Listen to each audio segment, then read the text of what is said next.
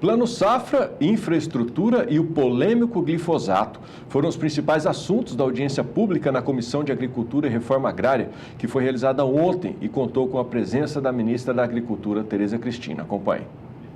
A reunião durou mais de 2 horas. A ministra detalhou para os integrantes da Comissão de Agricultura o andamento de programas voltados para o agronegócio, entre eles o licenciamento ambiental, as exportações e o novo Plano Safra. Nós estamos construindo, foi o que eu disse, o novo Plano Safra.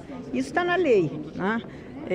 Na emenda constitucional 95 diz isso. Então nós estamos construindo, é claro que a gente sempre quer um avanço, porque o agronegócio ele cresce a cada ano, né, e a necessidade de crédito ela é grande para que a nossa atividade avance.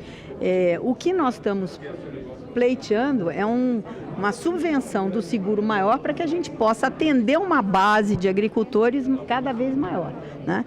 Esse ano nós tivemos 440 milhões, né, e a gente está aí discutindo 660, mas eu gostaria de chegar a 1 bilhão, porque eu acho que esse é um valor que começa a dar segurança, inclusive às entidades de crédito, às instituições de crédito. Por quê? Porque você tira o risco do empréstimo.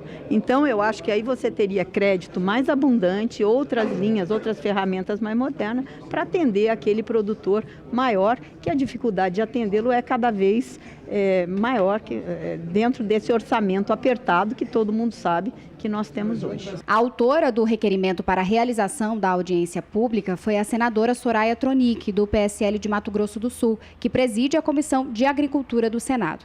Um dos assuntos debatidos foi a avaliação da Anvisa, que fez a reavaliação toxicológica do glifosato, o agrotóxico mais usado no Brasil e no mundo. Pelo parecer da área técnica, o agrotóxico pode continuar sendo usado no Brasil porque não causa prejuízos à saúde. Todas as amostras que foram retiradas e que o Ministério da Agricultura mandou para a Rússia provaram que nós tínhamos menos do que nós poderíamos chegar nos ppms lá do glifosato. Enfim, esse assunto está resolvido e isso é uma rusga sanitária para impedir a comercialização. E é isso que nós temos que ter muito cuidado, porque o mundo inteiro hoje vê no Brasil um grande competidor e esses são assuntos sanitários que, às vezes, são colocados para barreiras comerciais dos produtos da agropecuária brasileira.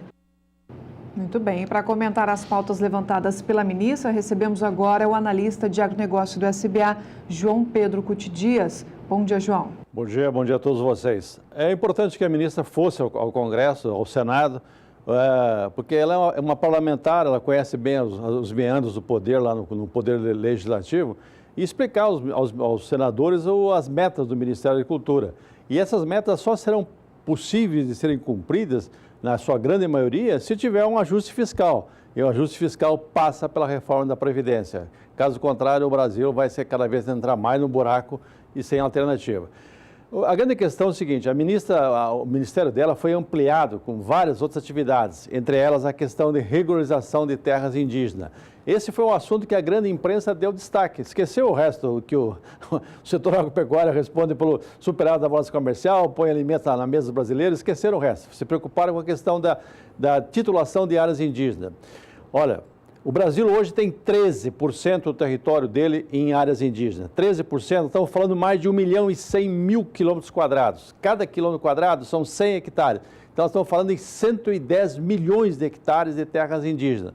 Só para efeito de comparação, toda a área plantada no Brasil, soja, milho, feijão, arroz, cana, floresta plantada, não chega a 65 milhões de hectares. Ou seja, só a área titulada para os índios é o dobro da área plantada no Brasil, com grãos, com cana, com reflorestamento. O homem aprendeu há 8.000 anos atrás a fazer agricultura. O índio vai ter que aprender. Hoje, ou amanhã, ou daqui o mês que vem, o ano que vem, vai ter que aprender. Você não tem condições mais de ser extrativista, você não tem cateto, não tem porco do mato, não tem nada para atender a demanda deles. Então, eles vão ter que aprender a plantar, como todos nós plantamos. Quem nós quiser comer, tem que plantar. Então, o que acontece hoje? Você tem áreas muito boas que poderiam ser aproveitadas para a agricultura e servir uma fonte de renda para os índios, para não ficar eternamente dependente do poder central de Brasília, da FUNAI, seja lá quem for. Você dá dignidade ao indivíduo. Lógico, né? Vai ter que enfrentar a Igreja Católica com o CIMI, com isso, com aquilo, porque é questão histórica. Não é que histórica nada, tem que ver o problema e tentar achar uma solução. Achar que vai resolver de forma extrativista, pode fechar o Brasil, que não vai ter alimento para retirarem de forma extrativista. Esse é um ponto que foi muito discutido. Outro ponto importante, a questão da ministra fala o seguinte, muito sobre seguro. Cada vez mais, com essa questão climática, você vai ter fenômenos climáticos mais intensos de seca e de chuva. Chover dos 150 milímetros numa região e em 24 horas, você cria o caos em termos de erosão, de conservação de solo, etc. Então, há necessidade do seguro, um seguro agrícola, para dar confiança, para dar segurança ao produtor e ao sistema financeiro. Se o sistema financeiro tiver segurança, com certeza as taxas de juros serão menores. Agora, como é que faz num país que você tem uma agiotagem legalizada, juros absurdos? E nós temos que ter um seguro agrícola com taxa, e um crédito rural com taxas razoáveis, já que o produtor não consegue embutir esses custos de cheque especial, etc., no seu custo de produção. Aí ele não vai conseguir vender o arroz, o feijão, etc. Então, o seguro agrícola é importante. Agora, por que não avança? Porque o prêmio é muito caro e o produtor refuga, fala, não vou pagar 6, 7% do custo da produção de prêmio para o seguro. Então, o subsídio do governo para cobrir parte do prêmio é importante. A hora que ele trouxer mais produtores para fazer seguro agrícola, dilui os custos, dilui o risco, fica menor o prêmio. Então, isso é extremamente importante que aconteça, avance nessa área, que o governo consiga colocar recursos para atender a uma demanda que é extremamente importante. Um outro detalhe que a ministra deve ter, eu não vi, mas deve ter comentado, é a necessidade do reaparelhamento da fiscalização sanitária no Brasil. Nós tivemos problemas seríssimos em 2017, 2018, operação Trapaça, carne fraca, etc., etc., e muitas vezes foi a questão da fiscalização, da questão sanitária. Ela está propondo um autocontrole por parte dos frigoríficos e multas pesadas para quem não cumprir a legislação. É um caminho. Tem que ter auditoria externa. Por que não? O Brasil exporta 200 milhões de toneladas de minério de ferro. Vocês já viram alguém reclamar de um navio que chegou lá fora que não está fora, que está fora dos padrões de minério de ferro? Não. Por quê? Porque tem auditoria privada que faz o controle. Você tem empresas que fazem todo o controle do processo. Por que não fazer isso também na área de frigorífico? É possível, no mundo inteiro se faz isso, copiar as coisas boas que outros países fazem e fazer aqui. E o poder público faz uma amostragem, faz um acompanhamento desse trabalho.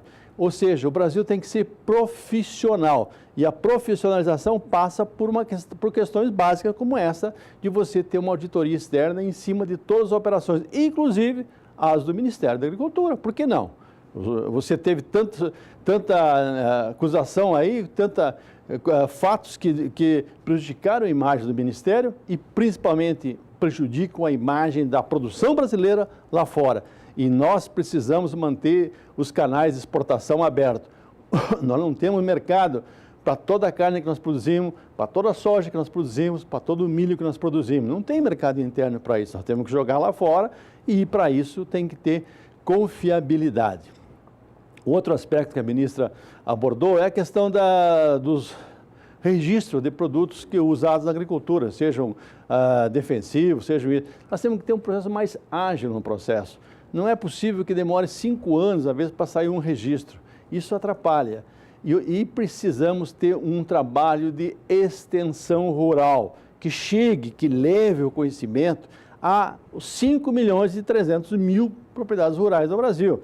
Não tem ilusão que vai chegar a todas, mas chegar a 10% disso já é um avanço significativo. A ministra precisa olhar isso aí. Nós temos que incorporar ao setor produtivo esses milhões de brasileiros que estão fora do processo, aqueles que ganham menos de um salário mínimo por adulto na propriedade. Nós temos que achar jeito de melhorar a assistência, organizá-los, melhorar a compra de insumos para eles, o acesso nas fazendas e fazer com que eles participem do processo. É extremamente importante, é extremamente salutar para a economia brasileira que isso aconteça.